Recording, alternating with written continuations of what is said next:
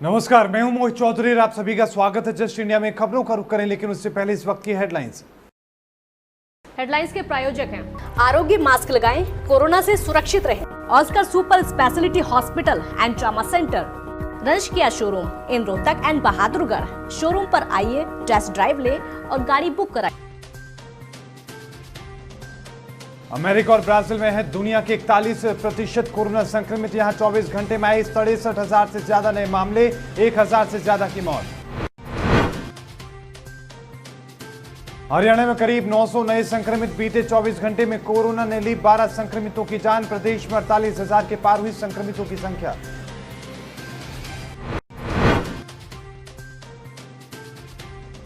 करनाल दौरे पर दिखी मुख्यमंत्री मनोहर लाल की दरिया दिली। सड़क पर घायल पड़े ई रिक्शा चालक को सीएम ने उठाया और फिर इलाज के लिए भेजा।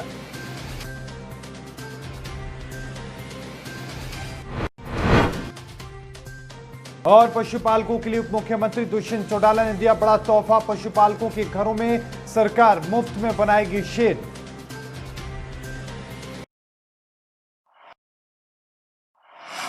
भविष्य में हरियाणा के गरीब लोगों के पशुओं को दिसंबर की सर्द हवाओं और जून के लू की थपेड़ों से दो चार नहीं होना पड़ेगा। सरकार गरीब पशुपालकों के लिए भी आशियाना उपलब्ध करवाने जा रही है। अब हर जरूरतमंद के घर में उसके पशुओं के लिए एक शेड होगा और इस शेड के निर्माण का जिम्मा हरियाणा सरकार उठाएगी, बशर्ते पशुपालक का नाम बीपीएल कार्ड में होना चाहिए। प्रदेश के उप मुख्यमंत्री दुष्यंत चौटाला ने गरीबों के पशुधन की रक्षा के लिए पहल करते हुए मनरेगा स्कीम के तहत मुफ्त में पशु शेड बनवाने का फैसला लिया है। डिप्टी सीएम दुष्यंत चौटाला के संज्ञान में आया है कि प्रदेश में हजारों पशुपालक ऐसे हैं जिनके घरों में पैसे की कमी के चलते पशुओं को बांधने के लिए शेड तक नहीं है और उन्हें मजबूरन हर मौसम में अपने पशुओं को खुले आसमान में रखना पड़ता है। इसके कारण हर साल हजारों पशु लू, सर्द हवाओं, ओलों आदि से बीमार पड़ जाते हैं और सैकड़ों पशुओं की जान चली जाती है, जिसके चलते उप मुख्यमंत्री दुष्यंत चौटाला ने अब इनके घरों पर, जो गरीब पशुपालक हैं उनके घरों पर शेड बनवाने का फैसला किया है। कोरोना वायरस के सबसे ज्यादा मामले अमेरिका और ब्राजील से सामने आ रहे हैं और सबसे ज्यादा लोग भी यही मारे जा रहे हैं। दुनिया के 41% कोरोना मामले अमेरिका और ब्राजील में है। यही नहीं, कोरोना से 36% मौतें भी इन्हीं दोनों देशों में हुई है। पिछले 24 घंटे में यहां पर 40,596 और 23,038 नए मामले दर्ज किए गए हैं, जबकि 589 और 775 मौतें हुई हैं। लेकिन पिछले कुछ दिनों से दुनिया में सबसे ज्यादा मामले भारत में बढ़ रहे हैं। इसके बाद अमेरिका और ब्राजील में सबसे ज्यादा मामले हैं। कोरोना संक्रमण पर नजर रखने वाली वेबसाइट वर्ल्डोमीटर के मुताबिक अमेरिका में कोरोना वायरस के मरीजों की संख्या 18 अगस्त सुबह तक बढ़कर 56,12,000 पहुंच गई। 1,73,000 से ज्यादा लोगों की मौत हो चुकी है। वहीं ब्राजील में कुल संक्रमितों की संख्या 33,63,000 हो चुकी है। यहां 1,08,000 से ज्यादा लोगों की मौत हो चुकी है। दोनों देशों में मृत्यु दर गिरकर 3.09% है और 3.23% हो चुका है। हरियाणा में कोरोना मरीजों की संख्या 48,000 के पास जा चुकी है। सोमवार को 887 नए मामले सामने आए हैं। वहीं रिकॉर्ड 1,009 मरीज ठीक हुए हैं। इसके साथ ही 12 मरीजों की कोरोना से मौत हो गई। वहीं 150 मरीजों की हालत नाजुक बनी हुई है। इनमें 127 मरीजों की सांसें ऑक्सीजन के सहारे चल रही हैं, तो 23 वेंटिलेटर पर जिंदगी की जंग लड़ रहे हैं।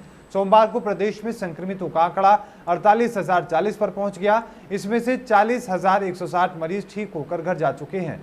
अभी 6,880 मरीजों का उपचार चल रहा है। पिछले 24 घंटे में सबसे ज्यादा फरीदाबाद में 107, गुरुग्राम में 97, पानीपत में 81, रेवाड़ी और अंबाला में 71, यमुनानगर में 62, रोहतक में 58, कुरुक्षेत्र में 51, करनाल में 46, नारनौल में 41, सोनीपत में 39, चरखी दादरी में 34, कैथल में 31, हिसार में 29, पंचकुला में 15, झज्जर और भिवानी में 12, नूंह और फतेहाबाद में 9, पलवल में 6, सिरसा में 5 और जींद में 1 संक्रमित मिला है।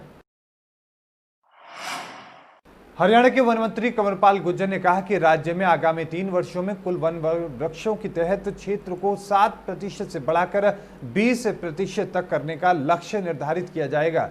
पायलट प्रोजेक्ट के आधार पर राज्य के 1100 गाँव में कोविड वाटिका स्थापित की जाएगी और लगातार हर साल इतने ही गाँवों को पौधारोपण के तहत लिया जाएगा। इस साल के वन महोत्सव के दौरान 1 करोड़ 30 लाख पौधे लगाने का लक्ष्य निर्धारित किया गया है और लगभग 80% लक्ष्य को पूरा कर लिया गया है। वन मंत्री कंवरपाल गुर्जर ने केंद्रीय पर्यावरण, वन एवं जलवायु परिवर्तन मंत्री प्रकाश जावड़ेकर द्वारा वीडियो कॉन्फ्रेंसिंग के माध्यम से बुलाई गई सभी राज्यों और केंद्र शासित प्रदेशों के वन मंत्रियों की बैठक में हरियाणा का प्रतिनिधित्व किया।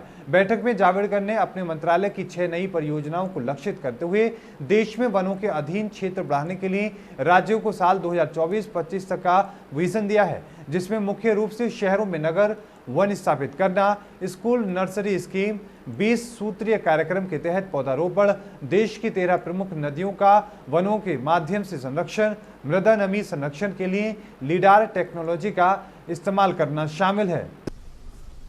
चर्चा की थी। एक नगर वन योजना है, अर्बन फॉरेस्ट, हर शहर में एक अच्छा जंगल बने। इस साल 1000 स्कूलों में छात्र पौधे लगाएंगे और ग्रो करके अपने घर में लेकर जाके या बाहर नज़दीक वहाँ पेड़ लगाएंगे जहाँ जगह है। हम जंगलों में पानी और फॉडर का ऑगमेंटेशन करना चाहते हैं और इसलिए एक एक क्षेत्र, एक एक राज्य में तय हुआ है जहाँ लाइडर सर्वे किया जाएगा, तो उसके आधार पर ही वेरी साइंटिफिक प्लानिंग करके इस बार काम होगा। अगले साल उसका उपयोग होगा। ऑल इंडिया में घूमने के लिए एक ट्रांजिट पोर्टल हमने तैयार किया है। हरियाणा के मुख्यमंत्री मनोहर लाल ने अपने करनाल आगमन पर नेवल हवाई पट्टी से विश्राम गृह आते हुए शहर के महात्मा गांधी चौक पर सड़क दुर्घटना में घायल हुए एक ई-रिक्शा चालक को देखकर उसे उठाया और कुशल क्षेम पूछकर अस्पताल तक पहुंचाने में मदद कर मानवता का परिचय दिया। जैसे ही मुख्यमंत्री का काफिला महात्मा गांधी चौक के पास से गुजर रहा था, उनकी नजर घायल अवस्था में सड़क पर गिरे ई रिक्शा चालक पर पड़ी। उसे देखते ही उन्होंने तुरंत ड्राइवर को गाड़ी रोकने के आदेश दिए।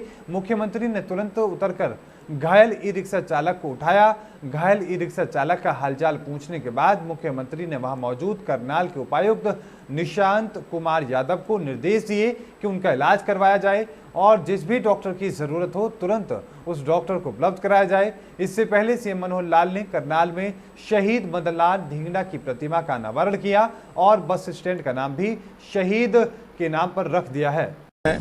और वहां पर उस छोटे स्थान पर इस प्रतिमा का जितना एक प्रेरणा लोगों को मिलनी चाहिए उसमें कुछ कमी है, तो उस पार्क से इस प्रतिमा को उठा करके भी यहाँ लगाया गया है। लेकिन ये छोटी प्रतिमा, इसका उपयोग कहीं और करेंगे। अगले 1 साल के अंदर यहाँ एक बड़ी प्रतिमा, सुंदर प्रतिमा यहाँ लगाई जाएगी। उसके लिए आज यहाँ के कल्पना चावला मेडिकल कॉलेज में प्रदेश के चौथे प्लाज्मा बैंक की स्थापना की गई है। इससे पहले 3 पंचकुला, रोहतक और फरीदाबाद ऐसे 3 प्लाज्मा बैंक खुल चुके हैं। ये चौथा आज प्लाज्मा बैंक है। मुझे नाज है उन सेनानियों पर एक प्रकार से जो प्लाज्मा को जीत चुके हैं, इसको कोरोना को जीत चुके हैं, कोरोना को जो विजेता हैं, उनसे अपील की गई है, मैंने भी की है कि लगभग इस समय 30,000 से लोग ऐसे हैं जो हरियाणा में रिकवर हो चुके हैं।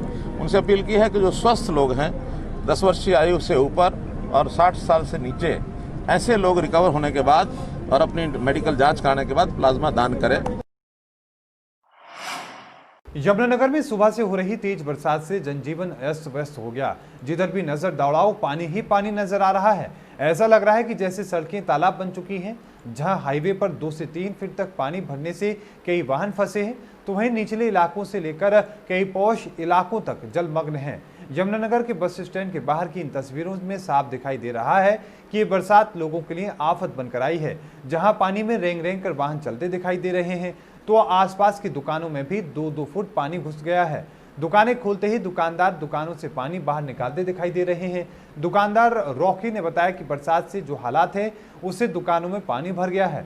अगर निकासी व्यवस्था दुरुस्त होती तो ऐसे हालात ना होते, निचले इलाकों में भी लोगों के घरों में पानी भर गया है। अब देखना होगा कि बरसात की सीजन में पहले नालों की सफाई और निकासी व्यवस्था दुरुस्त होने का दम भरने वाली नगर निगम अब क्या कुछ कदम उठाती है। क्या हालात है यहाँ पे सर? हालात आपके सामने आप देख सकते हो। हालात यहाँ के आधे घंटे की बारिश में यहाँ पे पानी इतना हो जाता है कि आप दुकानों में देख सकते हो कैसे घुसा हुआ पानी। बसों की हालत देख सकते हो। बस को आप आते हुए देख सकते हो, आधा पानी में डूबी हुई बस है। पानी की निकासी की कोई सुविधा नहीं है यहाँ पे। मतलब कि इस टाइम कह सकते हो कि आप प्रशासन की पोल खुली हुई है आपके सामने। हालात हुए सर 5:30 बजे से बरसात शुरू हुई है, आधे घंटे में पानी भर गया और उसके बाद ये बरसात अभी तक रुकी नहीं है और यहाँ भी पानी में खड़े होकर दुकानदारी कर रहे हैं। 2 महीने बाद ही जब बरसात आती है आधे घंटे पौने घंटे में पानी आ जाता है। तो इतनी परेशानी का बेहद सारा माल गिल्ला हो गया होगा। दुकान है आपकी? हाँ, ये दोनों शॉप मेरी हैं और साथ सरदार जी की मोटरों की दुकान है। उनकी दुकान के अंदर भी पानी बड़ा सारे मोटरों का नुकसान हो गया होगा। जो MLA साहब हैं हमारे, आते हैं यहाँ देखते हैं अपना चले जाते हैं। जब बरसात रुकेगी MLA साहब आ जाएंगे यहाँ। टोहाना शहर थाना पुलिस की टीम ने गश्त और नाकाबंदी के दौरान एक कार से भारी मात्रा में नशीली प्रतिबंधित गोलियां बरामद करने में कामयाबी हासिल की है। इस दौरान आरोपी गाड़ी को छोड़कर भागने में सफल रहे। पुलिस ने 2 अज्ञात लोगों के खिलाफ अधिनियम के तहत शहर थाना में मामला दर्ज कर गए कार और नशीली गोलियों को कब्जे में ले लिया है। पकड़ी गई गाड़ी का नंबर पंजाब से है। मामले में आरोपियों की गिरफ्तारी के लिए पुलिस लगातार जगह जगह छापेमारी कर रही है। थाना शहर प्रभारी सुरेंद्र सिंह ने बताया कि पुलिस की टीम चंडीगढ़ रोड पर नाकाबंदी कर वाहनों की चेकिंग कर रही थी। इसी दौरान टोहाना शहर की तरफ से आई एक कार को पुलिस ने रुकने का इशारा किया तो कार चालक ने गाड़ी को रोकने के बजाय वहां से भागने की कोशिश की। पुलिस ने जब उनका पीछा किया तो पंजाबी बस्ती में कार सवार युवक कार को छोड़कर साथ लगते खेतों में फरार हो गए। पुलिस ने जब कार की तलाशी ली तो कार में से 37,340 नशीली प्रतिबंधित गोलियां बरामद हुई हैं। पुलिस ने अज्ञात युवकों के खिलाफ NDPS एक्ट के तहत मामला दर्ज कर उनकी तलाश शुरू कर दी है। हमारी नाकाबंदी लग गई थी। हमारी चौकी इंचार्ज साधुराम जी और बाकी टीम वहीं खड़े थे नाकाबंदी के दौरान। तो ये गाड़ी आई टोहाना की तरफ से आई तो जैसे वहाँ नाकाबंदी देखी तो वैसे वहाँ से टर्न होके भागने लगी। तो उसका पीछा किया तो गाड़ी छोड़ के भाग गई वो। तो बस उसमें जब वहाँ पर शक की बना पर जब गाड़ी को देखा गया, वहाँ पर ड्यूटी मजिस्ट्रेट वहाँ बुलाए गए तो उनको चेक किया गया तो नशीली दवाइयाँ उसमें बरामद हुई। लगभग 37,430 के करीब बरामद हुई ट्रामाडोल की टैबलेटें। धारा 22 NDPS एक्ट के रिगार्डिंग FIR रजिस्टर्ड करी। खबरों के प्रायोजक थे Pramod trading company, tiles, sanitary ware, Ghanipura, Jhajjar road, Rohtak. Asian colour coated Ispat limited. Be Fast Fit, India's fastest growing fitness chain, now at Rohtak D Park. Corona महामारी से लड़ने के लिए आरोग्य मास्क लाया है आपके लिए सबसे आधुनिक मास्क। इसके साथ ही आपको मिलेगी आधुनिक PPE किट, वो भी बहुत ही सस्ते रेट पर। contact@arogyamask.com पर जाएं और हमसे संपर्क करें या फिर www.arogyamask.com से जुड़ें। इसके साथ ही आप हमें कॉल कर सकते हैं। हमारा पता है Anand international, plot number 181, sector 25, Panipat, Haryana.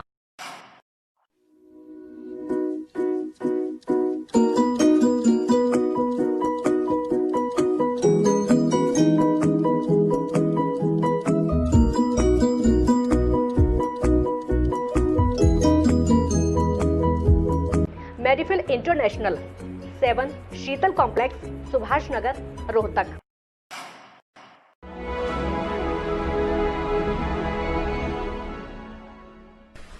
चाचा, आपने नया घर बनवाया है तो घर की छत पर कौन सी शीट लगवाई है?